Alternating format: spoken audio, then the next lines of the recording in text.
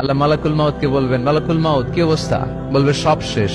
মাইয়াব্বা, কে বাকি? মালাকুল মাউত বলবে জিনেরা বাকি, যাদেরকে দেখা যায় না। আল্লাহ বলবেন জিনদেরকেও শেষ করে ফেলো, রুহু কবজ করো। মালাকুল মাউত আজরাইল জিনদের রুহু কবজ করবে। আল্লাহ এবার জিজ্ঞেস করবে, ইয়া মালাকাল মাউত আখবিরনি মাইয়াব্বা, এবার বলো আর কে বাকি? মালাকুল মাউত বলবে, আল্লাহ মানুষগুলো সব শেষ, জিনগুলাও শেষ, এবার বাকি ইবলিস শয়তান। কে বাকি?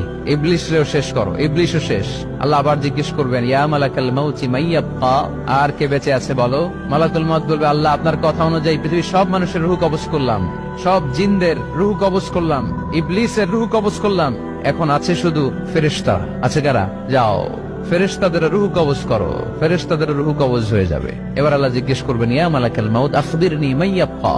মালাকুল মাউত বলবে, আল্লাহ আপনার কথা মতো ধরে ধরে সব শেষ, ফেরেশতাও শেষ, 4 জন ছাড়া। কয়জন ছাড়া? জোরে বলেন, কয়জন ছাড়া? ইসরাফিল, জিব্রাইল, মিকাইল, আজরাইল। আল্লাহ এই 4 জন আমরা বাকি। আল্লাহ বলবে, যাও ইযহাব ইনতালিক ইলা জিবরিল ওয়াকবাদ রূহা, জিব্রাইলের রুহু কবজ করো। ইযহাব ইলা ইসরাফিল ওয়াকবাদ রূহা, ইসরাফিলের রুহু কবজ করো। ইযহাব ইলা মিকাইল ওয়াকবাদ রূহা, রুহু কবজ করো। ওই 3 ফেরেশতাও শেষ। এবার আল্লাহ তাআলা জিজ্ঞেস করবেন, ইয়া মালাকাল মাউত আখবিরনি মাইয়াব্বা, হে মালাকুল মাউত আর কে বাকি আছে বলো? মালাকুল মাউত বলবে, আল্লাহ আপনার কথা মতো মানুষগুলো শেষ, জিনগুলো শেষ, ইবলিস শেষ, আমার বাকি 3 ভাই ইসরাফিল, মিকাইল, জিব্রাইলও শেষ, শুধু আমি, শুধু আমি। আল্লাহ বলবেন, কেউ নাই? মালাকুল মাউত বলবে, না আল্লাহ কেউ নাই। এবার আল্লাহ তাআলা বলবেন, মালাকুল মাউত তুমি তো সবাই রে মারছো, এবার তুমি মরো, এবার তুমি মরো, তুমি মরো। শোনার সাথে সাথে মালাকুল মাউতের কাঁপুনি ছুটে যাবে, খিচুনি এসে যাবে ভয়ে। আল্লাহ বলবেন, কাঁপুনি দিয়ে তো লাভ নাই, কারণ কুল্লু নাফসিন যায়িকাতুল। রব্বুল আলামিন বলবেন, মালাকুল মাউত কেঁদো না, এটাই দুনিয়ার বিধান, আমি আল্লাহর দেয়া বিধান, এটাই, জন্মালেই মরতে হয়। যাও জান্নাত জাহান্নামের মাঝখানে একটা জায়গা আছে, জায়গাটার নাম হলো আরাফ। এই আরাফের মধ্যখানে যে দাঁড়া, ওখানে যে মালাকুল মাউত কাঁপতে থাকবে।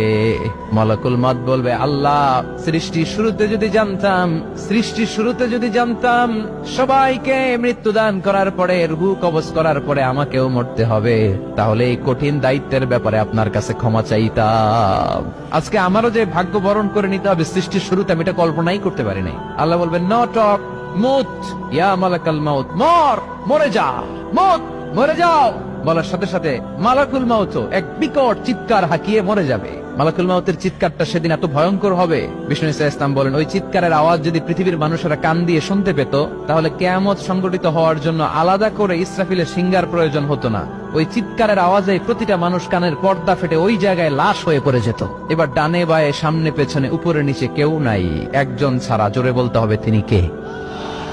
আল্লাহ তখন পৃথিবীকে একটা ডাক দিবেন, বলবেন, ইয়া দুনিয়া আইনা আনহারুকি, এই পৃথিবী তোর নদীগুলো কোথায়? ইয়া দুনিয়া আইনা আশজারুকি, এই পৃথিবী তোর গাছগুলো কোথায়? বটতলা। ইয়া দুনিয়া আইনাল জিবাল, তোর বড় বড় মাউন্ট এভারেস্ট পাহাড়, আলাস্কা পর্বতমালা, আলপস পর্বতমালা, এগুলো কোথায়? তুর পাহাড় আজকে কোথায়? ইয়া দুনিয়া আইনাল মুলুক, রাজা বাদশারা কোথায়, যারা ক্ষমতার দাপটে পা জমিনে ফেলতে চাইতো না?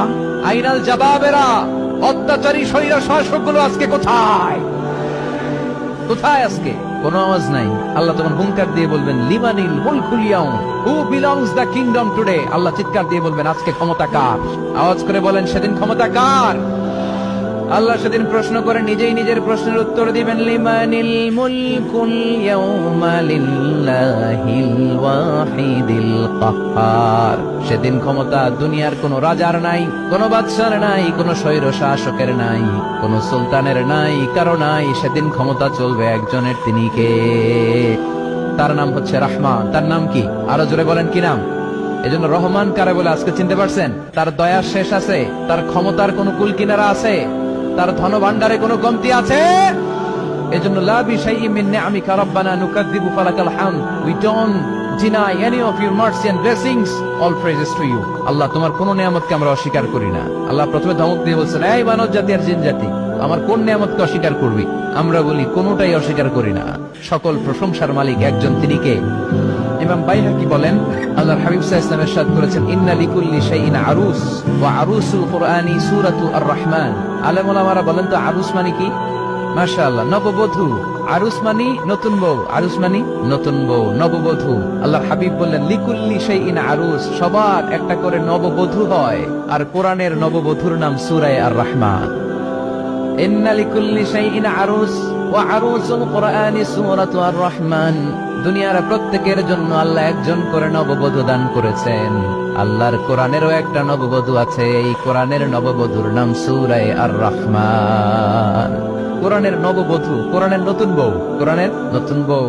কেন আল্লাহ এত সূরা থাকতে, 114টা সূরা থাকতে আর রহমানকে কোরআনের নববধূ বললেন? এর কারণ নববধূ যেমনি বাসর রাতে হাতে পায়ে আলতা মেখে, বেনারসি শাড়ি পরে, জুয়েলারি অর্নামেন্টস পরে, পার্লারিং করে, মেকআপ করে হাজবেন্ডের জন্য নিজেকে উজাড় করে সাজায়, ঠিক তেমনি আল্লাহ তাআলা এই দুনিয়াতে আমাদেরকে কি নেয়ামত দিয়েছেন আর আখিরাতে কি কি নেয়ামত দিবেন, এই বর্ণনা দিয়ে এই সূরাটাকে আল্লাহ উজাড় করে সাজিয়ে দিয়েছেন।